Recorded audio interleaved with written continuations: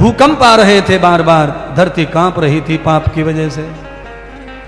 तो धरती माता के ऊपर जब पाप का बोझ बढ़ गया तो धरती कहां गई? गौ माता की शरण में गई।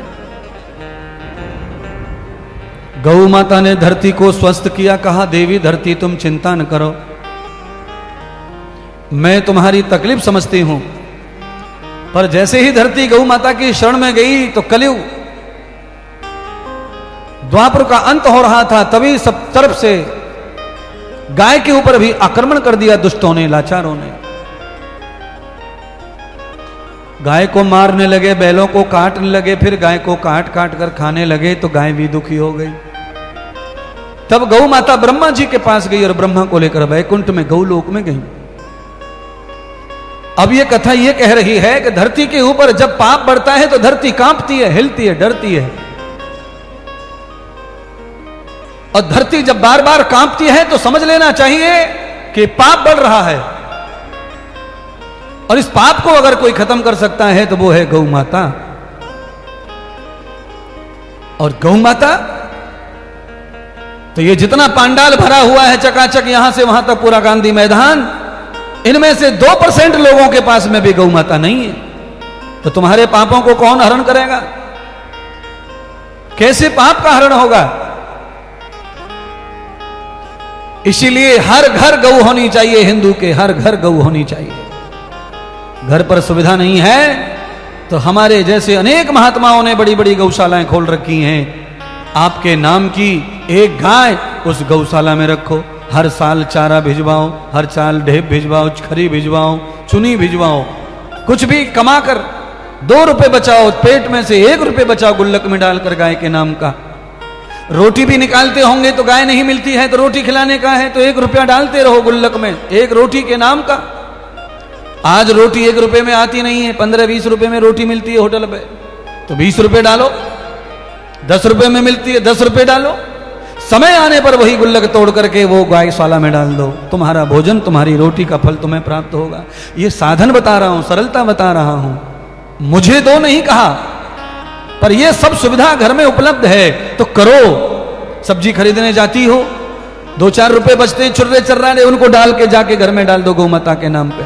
बच्चों के लिए, पति के लिए खरीद लिया भोजन, अब गौ का नहीं है तो गौ के लिए बचा हुआ सिक्का डाल दो, 2-4 रुपए बचते हैं तो डाल देना चाहिए। और गाय के जितने पैसे मैं बता रहा हूं उतने तो वर्गनी आप कर ही लेते हो, कम ज्यादा करते हो दुकानदार के पास जाकर। उसके मुंह मांगे कौन सब्जी का पैसा देता है? माताएं तो कभी नहीं देंगी। तो जितना तुम घटाती हो उतना गौ के नाम से जरूर गुल्लक में डाल दो, और समय आने पर गाय का भोजन अर्पण कराओ। क्यों? आज जो कथा तुम सुन रहे हो वो उस गोपाल की कथा है। यदा यदा हि धर्मस्य ग्लानिर्भवति भारत अभ्युत्थानम् अधर्मस्य तदात्मानं सृजाम्यहम्।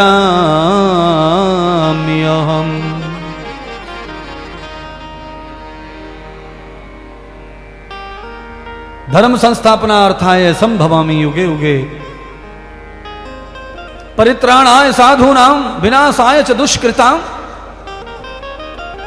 दुष्टों का विनाश करने और साधुओं के पवित्र बीज प्राणियों की रक्षा करने मेरा अवतार होता रहता है।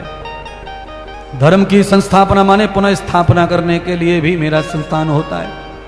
इसलिए राजन, भगवान विष्णु ने माता गौ की रक्षा करने का वचन ले लिया। हे गौ मां, आप हैं तो ये गौलोक है और उस गौलोक में ही मेरा वास है। इसलिए हे गौ माता, आप जाइए और थोड़े समय के लिए धरती को संतोष दो, धैर्य दो कि मैं आने वाला हूं। तो भगवान विष्णु ने जब दिया तो ये तीसरा अवतार हुआ जय विजय का, और इस बार भगवान के ही कुल में इसका अवतार हुआ, राक्षसों का, भगवान के घर में, अर्थात सूरसेन राजा की पुत्री वासुदेव की बहन के घर में शिशुपाल और दंतवक्र का जन्म हुआ। कभी कभी दुश्मन बाहर से ज्यादा घर में पैदा होते हैं, ये ध्यान रखना। दुश्मन बाहर का जो होता है उससे हर हाल में लड़ा जा सकता है, पर घर के दुश्मन से लड़ना बहुत मुश्किल होता है। और ज्यादातर दुश्मन अपने घर के ही होते हैं, जिनको आप अपना मानते हैं उनमें से ही बहुत बड़ा काटने वाला कीड़ा पैदा हो जाता है, स्वार्थ के बस। आज तक जिस भी घर का, जिस कुल का नाश हुआ है वो कुल के लोगों की वजह से हुआ है। आज तक किसी महात्मा संत का बर्बादी हुई है तो वो उनके ज्यादा चाहने वालों की दुष्टता की वजह से हुई है। आज तक माता पिताओं ने जहर खा के मौत की है तो वो अपने पुत्रों की वजह से ही की है। ये अपनों से बचकर तुम रहना, दुश्मन क्या करे जमाना। अपनों से बच के बहुत कठिन है बचना। दुश्मन से आदमी सावधान रहता है पर अपनों से तो आदमी सावधान नहीं रहता। और आप सावधान नहीं, इसलिए खतरा हो जाता है, संकट आ जाता है, हादसा हो जाता है।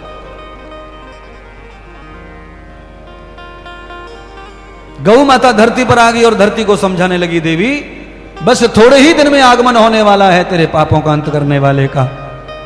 तेरा धर्मपति आएगा, पालनहार आएगा और मेरी सेवा करने वाला आएगा। सारे देवताओं को पता चल गया, भगवान ने घोषणा कर दी है धरती पर जाने की, पाप लोक में, मृत्यु लोक में, भोग लोक में जाने की, मानव लीला करने की भगवान ने घोषणा कर दी है। भगवान ने घोषणा कर दी कि भाद्रपद की अष्टमी को 12 बजे मेरा आगमन होगा। मथुरा के राजा उग्रसेन की पुत्री के निमित्त मेरा अवतरण होगा। और भगवान ने पहले ही कह दिया कि मैं जेल में अवतार लेकर आऊंगा, मैं बंदी में, बंधन गृह में रहकर जन्म लूंगा। आहारे मेरे कृष्ण, आज जिनकी जगह जगह कथा हो रही है, पूजा हो रही है, देखो उनका जन्म जेल में हुआ है। बोलो, और तुम्हारे बच्चों का जन्म हो रहा है बहुत बड़े 50 करोड़ के हॉस्पिटल। मेरा कुत्ता ना पूछ रहा उनको, बोलो 50 करोड़ रुपए का हॉस्पिटल। कई लोगों के पास में तो इतना पैसा है कि जामताड़ा के हॉस्पिटल में डिलीवरी तक ना करवाते अपनी बीवी की, सीधा धनबाद ले जाएंगे, आसनसोल ले जाएंगे, कलकत्ता ले जाएंगे। इसको कोई जानने वाला नहीं है, कोई पहचानने वाला नहीं है। ये ध्यान कर लो, जेल में पैदा होने के बाद भगवान की जय जयकार कैसी हो रही है। क्यों? बिना त्याग के, बिना संघर्ष के, बिना तपस्या के, बिना झेले कुछ नहीं मिलता है संसार में महाराज। फूली फूली खा रहे हैं, पता चल नहीं रहा क्या हो रहा है। नौन तेल लकड़ी, कैसे यश होगा, कैसे कीर्ति होगी, कैसे जय जयकार होगा। मुश्किलें तो मैं सब बताऊंगा कथा में, भगवान की कैसी मुश्किलें बचपन में हैं, कैसी परिस्थितियां।